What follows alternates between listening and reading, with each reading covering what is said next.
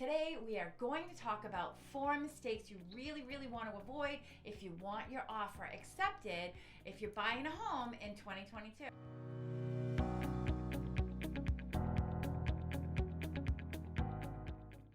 Hi, I'm Lynda Hafner, top producing realtor at ERAK Realty in Central Mass, Worcester County.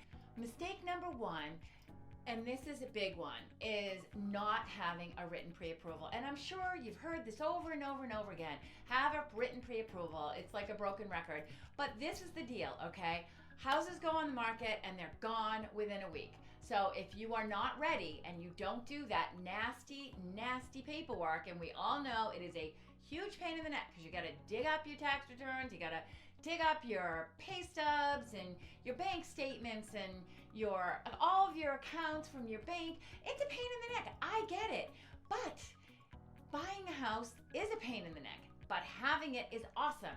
So get the pre-approval written in writing, send it to your realtor so it's ready to go, so you're ready, and as soon as that house comes on a market, and you really never know when that perfect house is going to come on.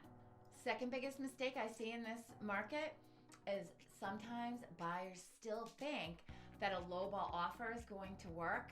And what I'm going to tell you is not only will it 100% not work, but you're running the risk of offending the seller, and then they will no longer want to deal with you or renegotiate on any level. I've seen this happen more than once. So please be aware and don't do this. Just a side note, I get you want the lowest price on the home. Believe me, I've been a home buyer twice. I totally get it. But this is just not the market for that. This is the market where if you want any house at all, you have to pay for it. That's just where things are at. So you can't save money, and if you want to save money when you buy a house, this isn't the time for you. Third biggest mistake that you really want to avoid is watching your expectations. Couple different things that you really need to be realistic about. One is that there is a very low inventory. You are not in a power position when you are putting in an offer.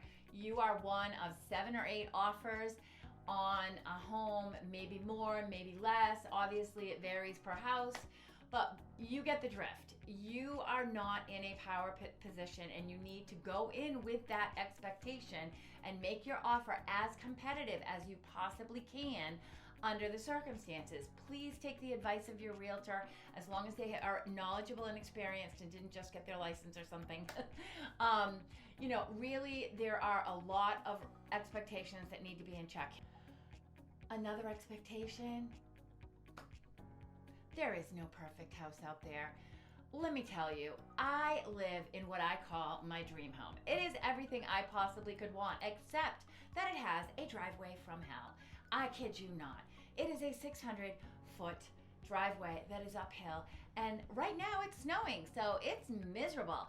But I have almost 4 acres, and I live lakefront. So is it a perfect home? Yeah, in so many ways, my home is perfect, but not perfect. One more thing about expectations: don't get too excited about one house because you may not get it and you may be crushed, and then you may want to just completely give up. I've seen that happen too, and it really breaks my heart. It's like, yes, you can love a house, but you need to just understand you may not get it. So taper those feelings a little bit and don't get too emotionally attached to any one house. Fourth mistake I see a lot of home buyers make is that they already own a home and they start house hunting before they've put their home on the market and had an offer and a purchase and sale agreement. And let me tell you, that's not going to work either. Homes are selling quickly. Home sellers want the quickest path to closing.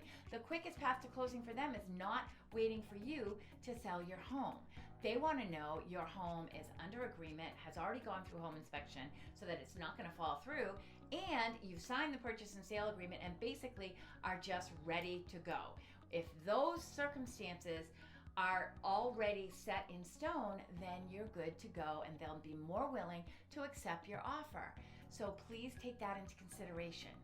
I have a lot of these home buyers with a home to sell tell me, but I don't want to sell my home because I can't find anything, which is true. that is a very valid concern, that there are ways to work around that. And what you do is, when you put your home on the market, you say the home is contingent on the seller finding suitable housing. That's how you have to do it. Home buyers buying your home are more willing to wait for you than a home seller will be willing to wait for you. So that's what you have to take into consideration. You make sure the language in the offer is all set up so that you're protected and you're not homeless when you sell your home and you don't find the ideal home that you want to go to, and it's all set. So these are some of the mistakes you really want to avoid, and contact me if you have any more information. I'm happy to help. Check out my next video in 2 weeks. I'm going to be posting it here. Also, I would love it if you connected with me on social media. I am on TikTok and on Instagram. I throw out these fun educational videos much more often than I do on YouTube. So check me out, Lynda Hafner Realtor. Love to see you there.